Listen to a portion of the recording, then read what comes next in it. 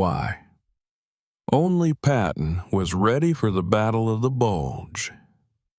December 19th, 1944. A converted French Army barracks in Verdun. The most powerful generals in the Allied command sat around a table, and not one of them was smiling.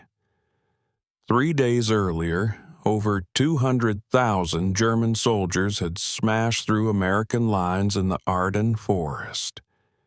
The offensive had caught Allied intelligence completely by surprise. American units were being overrun, surrounded, annihilated. Dwight Eisenhower, Supreme Allied Commander, had called this emergency meeting to figure out how to stop the disaster. The situation was desperate. The 101st Airborne was surrounded at Bastogne. If that town fell, German armor could split the Allied armies in two and potentially reach the coast. Eisenhower looked around the table and asked the critical question: how soon can someone attack north to relieve Bastogne? The room went quiet. Generals stared at maps calculating logistics, troop movements, supply lines, the distances involved, the winter conditions, the chaos of disengaging units already in combat. Then George Patton spoke. "I can attack with 2 divisions in 48 hours. The other generals turned and stared at him. Some thought he was joking. Others thought he was grandstanding, making promises he couldn't possibly keep. 48 hours to disengage 3 divisions from active combat, rotate an entire army 90 degrees, move over 100,000 men and thousands of vehicles through snow and ice, and launch a coordinated attack against hardened German positions. It was operationally impossible. Every general in that room knew it. But Patton wasn't bluffing. He wasn't grandstanding. He was the only general in that room who had seen this attack coming, and he had been preparing for it for 11 days. But how did one general predict the biggest intelligence failure of World War II when everyone else missed it? Before we reveal Patton's secret weapon, please like this video, subscribe to the channel, and share this story with a friend. Also, leave a comment below. Do you think Patton was the best general of the war? Now, let's get into the story. December 9th, 1944, 10 days before the Verdun meeting, Patton's headquarters in Nancy, France. Colonel Oscar Koch walked into Patton's office carrying a stack of intelligence reports that would change the course of the war. Koch was Patton's G2, his chief intelligence officer. He was meticulous, detail-oriented, and deeply worried. Koch had been tracking German unit movements across the entire Western Front, and he had noticed something that nobody else seemed to care about. 15. German divisions had vanished. These weren't small units. These were full-strength divisions, including several panzer divisions with hundreds of tanks. They had been pulled off the line and moved somewhere, but Allied intelligence couldn't find them. Supreme Headquarters Allied Expeditionary Force, the SHA, had an explanation. The Germans were holding these divisions in reserve to respond to Allied breakthroughs. Nothing to worry about. Koch didn't buy it. He had been studying German patterns for months. The Wehrmacht didn't hold 15 divisions in reserve just to react. That was offensive strength. That was enough combat power to launch a major attack. Koch spread his maps across Patton's desk. He pointed to the Ardennes forest, the thinly held sector where American divisions were spread across miles of front. "General, I believe the Germans are planning a major counteroffensive. The target is here, the Ardennes." Patton studied the maps while Koch laid out his case. The Ardennes was the weakest point in the Allied line. 4 American divisions were holding a front that should have required 12. The terrain was difficult, heavily forested, with narrow roads nearly impossible to navigate in winter. That's exactly why Shea wasn't worried. The same terrain that made the Ardennes hard to defend also made it hard to attack. No sane commander would launch a major offensive through that terrain in December. But Koch reminded Patton of something. In 1940, the Germans had done exactly that. They had attacked through the Ardennes and reached the English Channel in 6 weeks. It was the campaign that conquered France. Koch had more evidence. German radio traffic had increased dramatically in the sector. Prisoner interrogations mentioned new units arriving. Local civilians reported unusual activity behind German lines. Patton asked Koch a direct question. "If you're right, when does the attack come?" Koch's answer was immediate. Within the next 2 weeks, Patton picked up the phone and called Omar Bradley, his immediate superior. He laid out Koch's analysis. Bradley listened, but he wasn't convinced. The SHA intelligence disagreed. The war was almost over. Germany was beaten. They didn't have the strength for a major offensive. Bradley told Patton not to worry. Patton hung up the phone and looked at Koch. He didn't say anything for a long moment. Then he gave Koch an order. Start planning. Over the next 10 days, Patton's staff worked in secret. They developed 3 complete contingency plans for responding to a German offensive in the Ardennes. Each plan was detailed down to the minute. Truck routes calculated, fuel supplies pre-positioned, artillery batteries designated for rapid redeployment, infantry units assigned specific roads and assembly points. The plans covered every variable. If the German attack came from this direction, Third Army would execute Plan A. If from another direction, Plan B. If the situation required a different response, Plan C. Patton's staff thought their general had lost his mind. Third Army was engaged in offensive operations in the Saar region. They were pushing toward Germany. Why were they planning for a defensive emergency 100 miles to the north? Because Patton trusted Oscar Koch more than he trusted Shea. On December 12th, Patton held a meeting with his senior commanders. He told them to be ready to disengage on short notice. He didn't tell them why. He just told them to be prepared. His commanders exchanged looks. Disengage from offensive operations. They were winning, but they were Patton's men. They followed orders. By December 15th, Third Army was the only major American force with contingency plans for the Ardennes.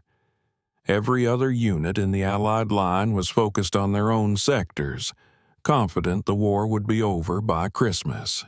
5:30 a.m., December 16th, 1944.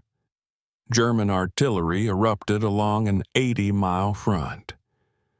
Thousands of shells slammed into American positions. Then the infantry came. Then the tanks. 3 German armies, over 200,000 men, smashed into 4 American divisions. The Americans were outnumbered nearly 4-1. Units that had been in quiet sectors for rest suddenly found themselves fighting for survival. Communication lines were cut. Commanders lost contact with their troops. At SHA headquarters, the first reports were dismissed as a local counterattack. It took hours for the scope of the disaster to become clear. At Bradley's headquarters, disbelief this couldn't be happening. Allied intelligence had assured them the Germans were finished. The 106th Infantry Division, newly arrived and positioned in the Ardennes for a quiet introduction to combat, was virtually destroyed. 2 entire regiments surrendered, the largest mass surrender of American troops in the European theater. But at 3rd Army Headquarters, the reaction was different. Patton received the first reports and immediately summoned his staff. He looked at Oscar Koch. "You were right. What's their objective?" Koch studied the incoming reports. "Bastogne. They need the road junction and then Antwerp." Patton nodded. "Get me General Gaffey. We're executing the contingency plans." While every other American headquarters scrambled to understand what was happening, Patton was already given orders. 3rd Army began disengaging from combat operations in the SR. The other generals would spend 3 days trying to figure out how to respond. Patton had figured it out 11 days ago. December 19th, the emergency meeting. Eisenhower had called every senior commander in the theater. The situation was grim, but Eisenhower opened with a statement that surprised some present. "The present situation is to be regarded as one of opportunity for us and not of disaster. There will be only cheerful faces at this conference table." Eisenhower understood something important. The German army had come out of its defensive positions. It was exposed. If the Allies could respond quickly enough, they could turn disaster into victory. But responding quickly was the problem. Every unit was in the wrong place. The logistics of turning everything around seemed impossible. That's when Eisenhower asked his question. "How soon can someone attack north to relieve Bastogne?" The silence stretched. Generals looked at their maps, calculated distances. Then Patton spoke. "I can attack with 2 divisions in 48 hours, 3 divisions in 72. The room went quiet. Patton was known for aggressive promises, but this seemed beyond aggressive. This seemed delusional. Eisenhower pressed him. "George, this is no time for grandstanding. The 101st Airborne is surrounded. If we promise relief and can't deliver, those men die." Patton didn't blink. "Ike, I've already given the orders. 3rd Army is disengaging now. I have 3 contingency plans prepared. I've been expecting this attack for 11 days. The other generals stared. Expecting it? How could Patton have expected something that caught Cha completely by surprise? Eisenhower studied Patton for a long moment. He had known Patton for decades. He knew when Patton was bluffing and when he was serious. Patton was serious. "All right, George, get moving." Patton left the Verdun meeting and made one phone call. He reached his chief of staff at 3rd Army Headquarters. The message was brief. "Play ball." Those 2 words activated contingency plans prepared 11 days earlier. Within minutes, orders flowed through 3rd Army's communication network. The 4th Armored Division began moving north. The 26th Infantry Division followed. The 82nd Infantry Division prepared to disengage and redeploy. Truck convoys that had been prepositioned started loading troops. Artillery batteries began displacing to new positions. Supply depots shifted from supporting offensive operations to supporting a relief attack toward Bastogne. Over 133,000 vehicles would move through snow, ice, and narrow roads. Supply lines running east were redirected north. Units in combat that morning would be in combat again 100 miles away within days. The other Allied armies watched in disbelief. They were still trying to figure out what was happening in the Ardennes. 3rd Army was already responding. Every route had been planned, every contingency considered, every supply cache positioned. Patton wasn't performing a miracle. He was executing a plan.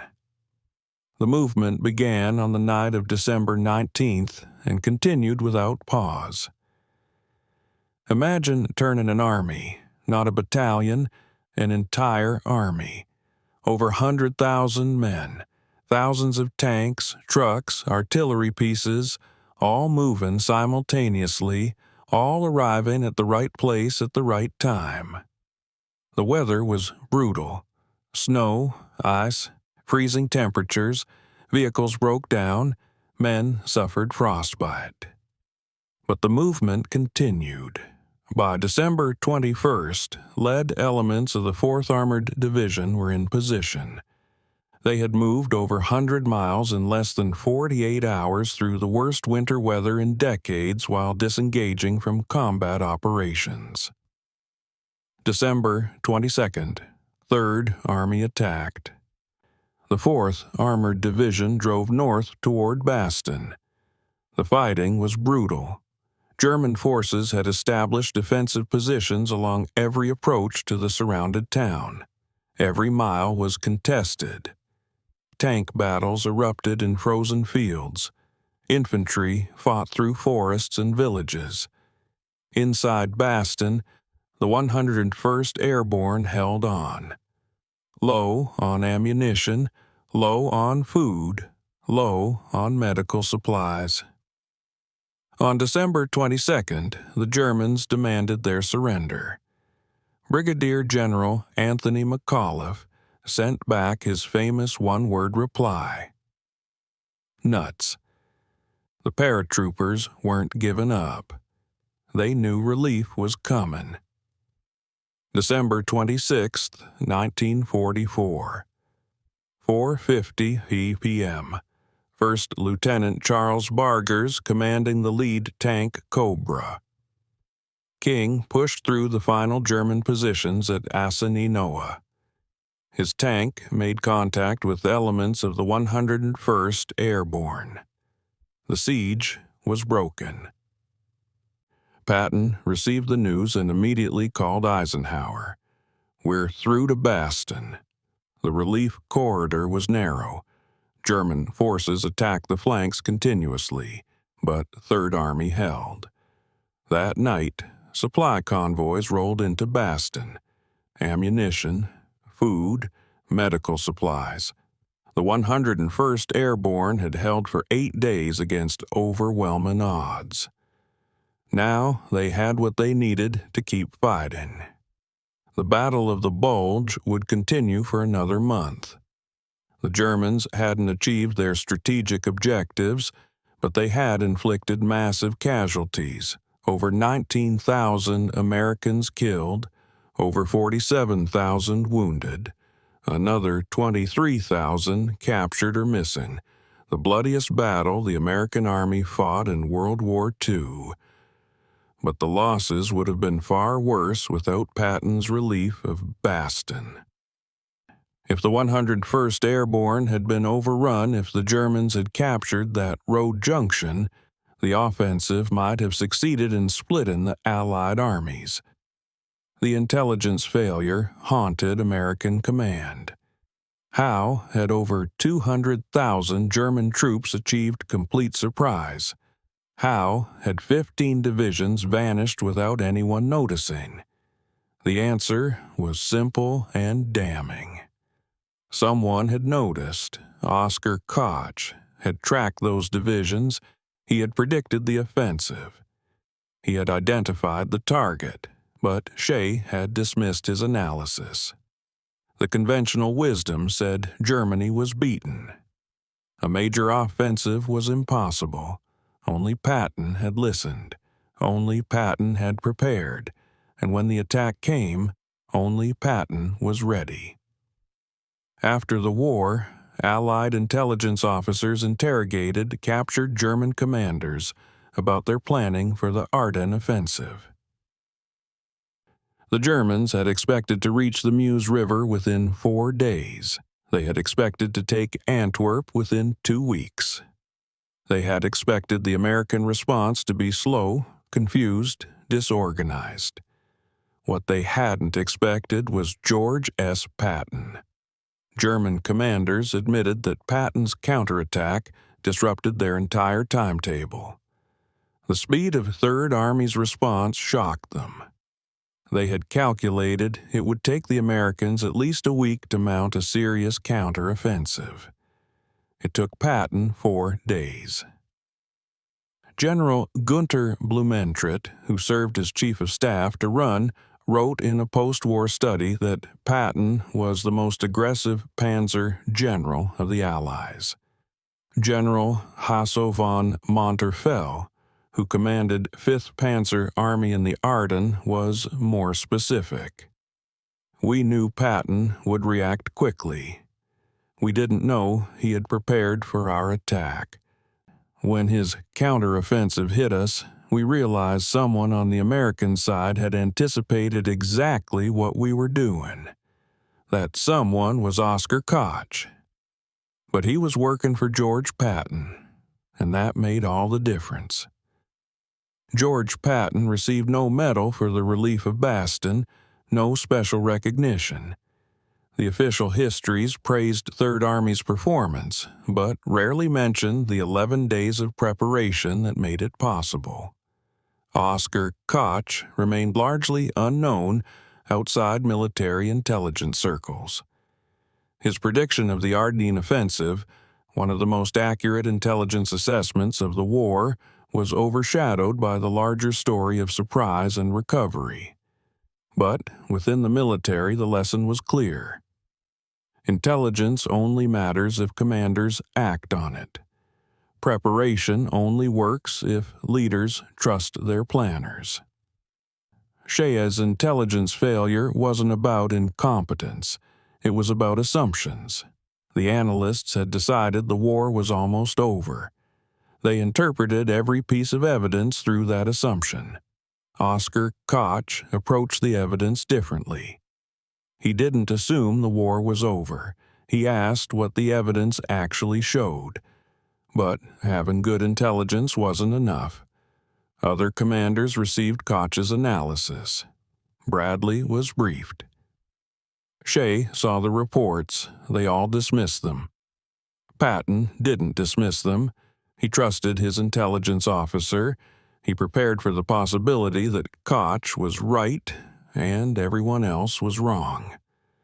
At the Verdun meeting, the other generals stared in disbelief when Patton said 48 hours. They thought he was grandstanding. He wasn't. He was telling them something they should have known themselves. The Battle of the Bulge was a failure of intelligence at the highest levels, but it was also a story of one general who listened when no one else would. That's why Patton was the only general ready for the Battle of the Bulge. Not because he was lucky, not because he was reckless, because he was prepared. And in war, preparation is everything.